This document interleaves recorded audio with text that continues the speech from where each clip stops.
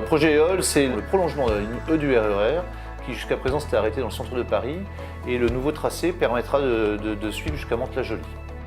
Actuellement, nous sommes environ 400, entre 400 et 500 personnes, réparties sur deux secteurs principaux. Un secteur à Gambetta qui sera le point d'attaque du tunnelier et un secteur à la gare Porte-Maillot, secteur dans lequel nous allons construire une gare sous la Porte-Maillot.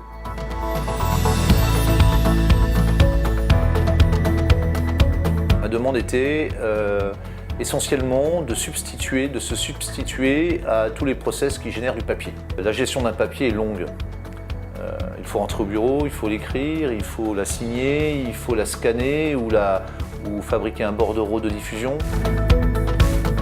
Le gain de Novad, c'est la rapidité, l'efficacité, c'est l'utilité là comme ça, qu'on peut être indépendant sans aller au bureau central pour faire les papiers, préparer sur l'ordinateur, aller chez le maître d'œuvre pour faire signer les papiers, aller au service de qualité là comme ça. On arrive à faire tout sur site. Le niveau de contrôle, pour moi, il est renforcé. On peut être amené sur ce site à bétonner avec 2, 3, voire 4 formulations béton différentes au même moment. Et grâce justement à l'application Novad, rien qu'en scannant un QR code, on a une alerte directement qui nous dit si on est en train d'utiliser le béton qui est conforme à l'utilisation souhaitée. On a aussi utilisé l'outil Novad pour une utilisation qui vient reprendre tout ce qui a été fait par les fiches de plot, les synthétiser et ne faire qu'un seul document qui servira en fin de chantier pour l'élaboration du DOE.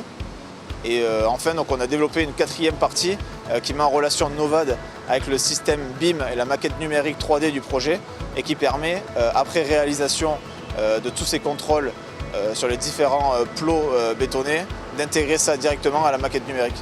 En 2-3 mois d'utilisation, on a réussi à avoir un outil qui correspondait totalement à nos besoins. Moi, je trouve que dans cette utilisation-là, le numérique ne prend pas le pas sur l'humain.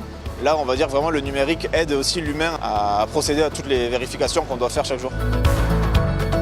Lorsque nous avons développé Novad, en fait, on a commencé par fixer avec les représentants de Novad un cahier des charges.